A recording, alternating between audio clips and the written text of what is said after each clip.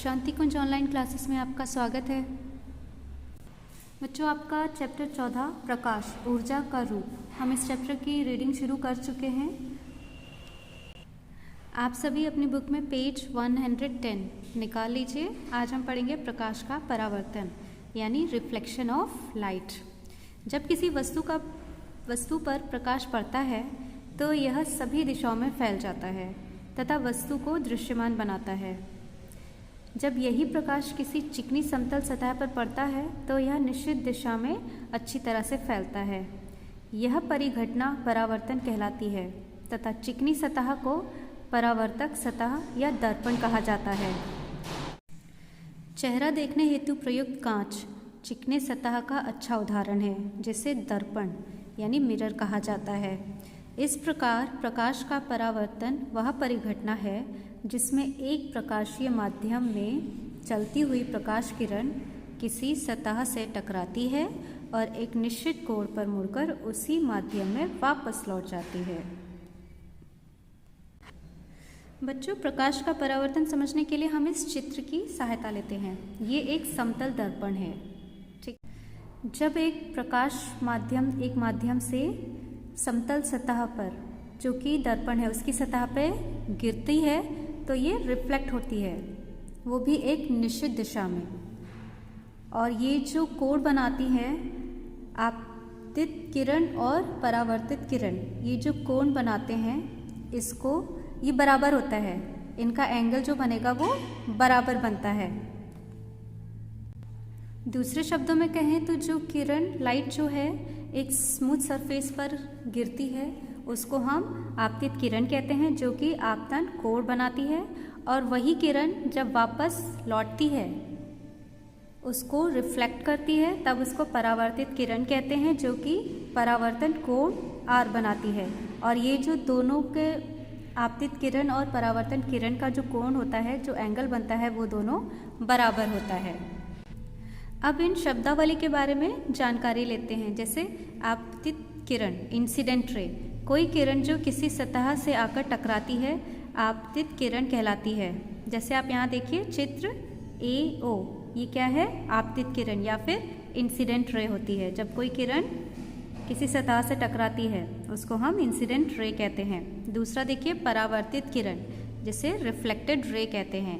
वह किरण जो सतह से टकराकर वापस लौटती है परावर्तित किरण कहलाती है। यहाँ देखिए, जब ये किरण सतह पे टकराई तो ये वापस लौट के भी जाएगी। ठीक है, तो ये जो किरण वापस लौट के जा रही है इसको हम परावर्तित किरण कहते हैं। यहाँ पर O से B जो है एक परावर्तित किरण है। अब देखिए आपतन बिंदु, पॉइंट ऑफ इंसिडेंस, दर्पण पर वह बिंदु जहाँ प्रकाश किरण टकराती है आपतन बिंदु कहलाता है।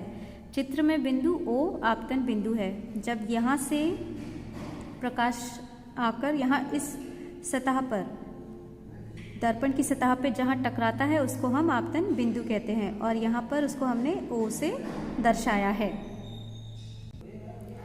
आगे देखते हैं अभिलंब, नॉर्मल। आपतन बिंदु पर दर्पण के सतह के साथ खींचे गए लंब को अभिलंब कहा जाता है। चित्र में CO दर्पण की सतह M' पर लंब है। इस चित्र के माध्यम से समझते हैं अभिलंब यानी कि ये वाली लाइन। जब प्रकाश जो है दर्पण पे की सतह पे टकराता है तो जहाँ पे टकराता है उसको आपतन बिंदु कहते हैं, लेकिन जब उसको सीध में देखते हैं तो उसको हम अभिलंब कहते हैं, जिसे C से दर्शाया गया है यानी CO। ठीक है, और ये कहाँ पर है? M'। ये क्या है?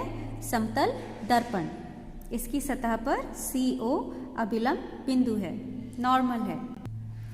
अब जानते हैं आपतन कोण यानी एंगल ऑफ इंसिडेंस के बारे में।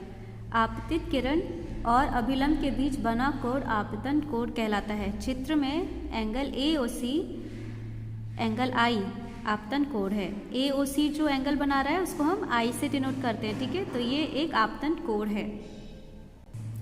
इस चित्र में देखें एंगल AOC, ये जो एंगल बन रहा है इसको हम कहते हैं आपतन कोण I, इसको हम दिखाते हैं एंगल I से। ठीक है, दूसरा है इसका परावर्तन कोण, एंगल ऑफ रिफ्लेक्शन। परावर्तन किरण और अभिलंब के बीच बना कोण परावर्तन कोण कहलाता है। चित्र में angle COB, angle small r, ये जो है इसको परावर्तन कोण कहते हैं।